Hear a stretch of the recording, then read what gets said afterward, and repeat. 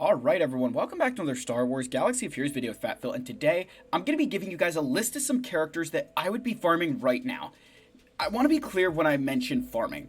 I'm not talking about equipping gear, mods, Zetas, Omicrons, anything like that. I am saying for these characters, I would be farming their shards because I think that they either are going to serve a purpose in the future or that there's something coming where we may need them. So this is kind of a prediction, but they're characters that I think are really, I don't even want to say undervalued, but like underfarmed, that just most players in the game do not have them, aren't thinking about them. So I want to kind of put this out here, and I'll kind of say for each character what level of the game I'm really targeting, because some of these are more targeted towards the end game, some of them more the middle, and some, more so in the early game. So like and subscribe, comment down below. Let me know your thoughts. I'd love to hear from you guys. Channel members, again, guys, I know I'm dropping the ball. This weekend, I'm hoping to get some of that work in that I can create those new title cards for you guys. I very much appreciate all of you. Again, if you haven't joined the Discord, that link is down below.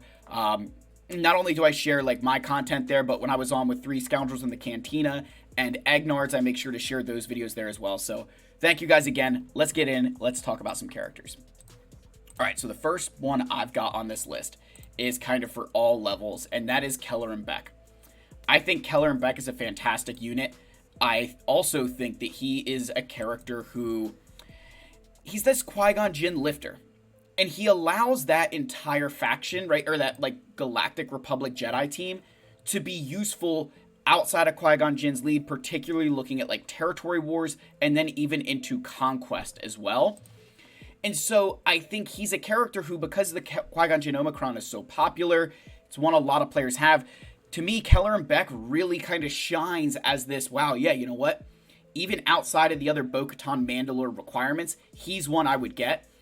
And I think for me, I'm kind of looking at him as, if I stop farming the Bo-Katan requirements because of Jar Jar stuff coming, I will still kind of continue to farm Keller and Beck because of how good I think he is, how he elevates that Qui-Gon Jinn team. Other consideration to keep in mind is he's got that Galactic Republic tag. And with the coming Naboo raid, they said that they were going to mix in some of those Galactic Republic Jedi. And I just have this suspicion that Keller and Beck would be one of those characters, because I think of Moff Gideon, I think of Iden Versio, even General Veers, Colonel Stark, characters who were not on the planet Endor, not even involved with that movie, right? In the grand scheme of things, like when that, they were not involved, and yet they're part of that raid. That's why I'm putting Keller and Beck in this conversation as someone that I think is a very safe option. I'm not trying to call out a lot of the, oh, it could be this character. There's some, I think, obvious ones. But Keller and Beck, to me, is like my biggest suspicion that I feel so confident in, because I feel like they're going to want to give players who built Bo-Katan Mandalore a leg up in this new raid, right? Give them something to really, hey, you built Bo-Katan, you also get to use Keller and Beck there. So that's the first one. And I think this is for, if you've got that Qui-Gon Jinn Omicron, this is a character I would consider farming. I think in many ways, if a lot of players are not getting Kaidi Mundi anymore because that mission is not as important as getting into Rise of the Empire and getting Reva, Keller and Beck can kind of take that place of Kaidi Mundi, at least making them a little bit better. He's not quite the same as Cam. They both have different things, and I think together they're the best. Obviously they bring the best of both worlds together. But I think Keller and Beck can kind of hold you off of getting Kaidi Mundi a little bit longer. All right, next is Amiga. Don't shoot me in the comments for that attempted Kiwi accent. But I think that Omega is going to be, she's for the future. We've got Bad Batch Season 3 going on right now, and she's kind of the, even though she's part of the squad, right? She's part of the, I can't even do the Kiwi accent outside of Amiga and Rekka. But she is part of the squad, and yet nobody really uses her. I shouldn't say nobody. It's, when I looked on GG, there's like 80 some odd thousand, at least all Relic Bad Batch. It's like 80,000 Hunter was like the lowest number. And there's like 40,000 Relic Omega. So you figure there's a lot more players like myself who have all the Bad Batch at Relics, and then Omega's just kind of sitting here at level 1, gear 1, or not even. And I think that she'll eventually be needed. I feel like Capital Games is really good at taking a look at that data and saying, yeah, we need to make Omega a requirement for something. So whether it's a crosshair thing or something else from, whatever, this character is going to be useful. I also think she makes the Bad Batch have a significantly higher win percent when Keller and Beck is in that Qui-Gon Jinn team. It's not perfect, but she significantly increases that. I think she is a really good addition, and with the change to like Dark Trooper Gideon coming to the game, Omega is a really key part of the Bad Batch staying relevant against some of these teams that are kind of getting lifters, kind of getting better. She's going to be that linchpin to get you over that line and continue to keep them where they are. So I 100% think Omega, especially I think for the future, but is somebody I'd consider farming right now. My advice, if you don't have the Bad Batch, don't worry about her, right? If you don't have Bad Batch, like, she's not going to help you. But if you have your Bad Batch and you don't have her, I consider moving her into your farming plans at some point, because you're going to at least want to have the ability to take her to relics. Doesn't necessarily mean you need to put any gear into her, but just have that in the back of your head that these are some, I need to have her at 7 stars so I can start relicing her at a moment's notice. A similar situation with Omega, we've got the Tuskin Chieftain. Now, obviously, Boba Fett Sino Django being what he is, I included him and Tuskin Warrior in here just to kind of prove the point that I don't think we've heard the last of these characters. We haven't gotten any more Book of Boba Fett content brought to Galaxy of Heroes. Regardless of whether or not it was a popular show, it's a Disney Plus show. They try to bring that stuff in. We still haven't got Cobb Vanth, who I'd love to see. But I don't think we've heard the last of these guys. With Tuskin Warrior, the reason I'm not saying, oh yeah, go get her shards, is because she's in the cantina. So she's not going to take super long to get to 7-star. That's not a long process. You give us, 2 weeks notice and most people can get her 7-star well within that time frame. But Tuskin Chieftain being on a hard node, it's a much longer farm, even though they're accelerated, still a much longer process. So in my mind, I would be putting Tuskin Chieftain in that conversation of characters you should be farming. I did this long ago thinking that when Capital Games was like, yeah, they're going to be like Inquisitors, I kind of jumped all in on that. I put the Zetas on. I was ready to kind of gear them up. And then they never really reached the level that Inquisitors did in my mind. There was no new character release for them. They got some stuff. They've had some Datacrons, but there's nothing in... They were in the raid, but there's nothing in territory battles that requires them. There's nothing... they get mentioned in Conquest here and there, but their feats are often skippable. I just don't think that we've heard the last of them. And my sinking suspicion is they're kind of waiting to see how everything continues to pan out before being like, hey, here's a Tuskin GL, or not GL, but like journey guide type thing. Because I definitely think, there's only 17,000 Tuskin Chieftains in the game.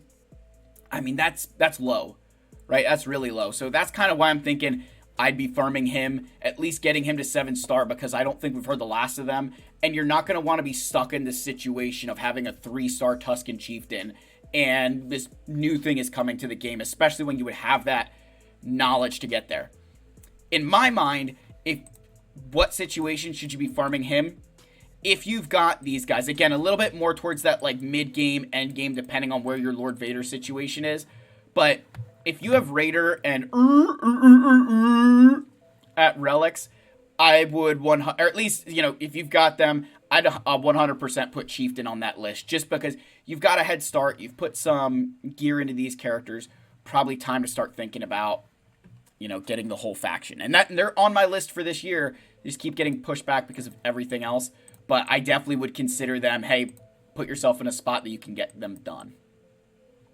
All right, you need to be farming Kyle Katarn. Kidding. It's not Kyle we're talking about here. It's his ship.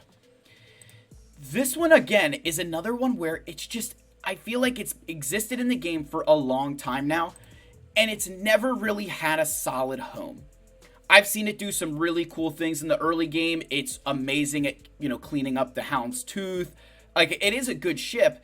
It just doesn't have it's with the home one with some leftover rebels. They don't get to do a ton. I've maybe used this ship a handful of times. It's just never really come into the fray for endgame players. And it's one that that I sit here and I'm like, man, you know what? I'm sure whenever Red 5 or whatever comes out, that this ship is going to be kind of a crucial role to that, because it's probably one that most players have skipped over, because why would you farm it? Like, why would I farm the Raven's Claw instead of TIE Defender? Right? Like, why would I do this instead of, TIE Defender is a far better ship. Why would I get this when I could get Sith Fighter or Poe's ship or, something else that... And I could completely understand that. So, but it's one that I think I would potentially consider farming, because when those things do come around, if you don't have it, think about how much longer it is to get them. That this is a single drop. If you're not making any kind of progress on it, you are going to be, months and months and months behind everyone else who has this ship at 7 stars. All right, and then, duh, right? Come on, you got to be getting ready for these guys. They're coming to the raid. I had to throw these in here just for kicks and giggles. I think getting ready for the new raid, kind of putting in the back of your mind that you're going to want to farm these characters, is probably a good idea, particularly if you're in that end game, you're in the late game. These guys should probably be on that list of, yeah, you know what, I'm going to put them on there. But if you're in the early game, I'd be considering B1 and Droidica if you don't already have them. They were in the login rewards. They were in the bloody movie. Like, they were in Phantom Menace. I guess I should have said that they were in the bloody movie. But, like, they were in the movie. They were very important parts, I feel, of those, of that Phantom Menace movie. So, it's sort of, I don't know, how do I say this? They're the safest options for me of, yes, go farm these guys for that Naboo raid. If they're not characters for that, I will flip out, because, like, they're so iconic. I feel they're the most iconic droids from, like, that movie, right? Like, those are the, like, when I think of the B1 battle droid in Droidica, I think of the Phantom Menace. That's just, I've always felt that way. I felt that the B1 battle droids were the scariest in Phantom Menace, because they were really like robots, and I think the Clone Wars content and Revenge of the Sith kind of turned them into this, like, gag joke of, like, they're terrible, where in Phantom Menace, like, they were this force to be reckoned with. So I 100% think I'd be farming these things regardless of the level of the game that you're at, because I think they're shoo-ins for that raid. So those are characters that I would be farming.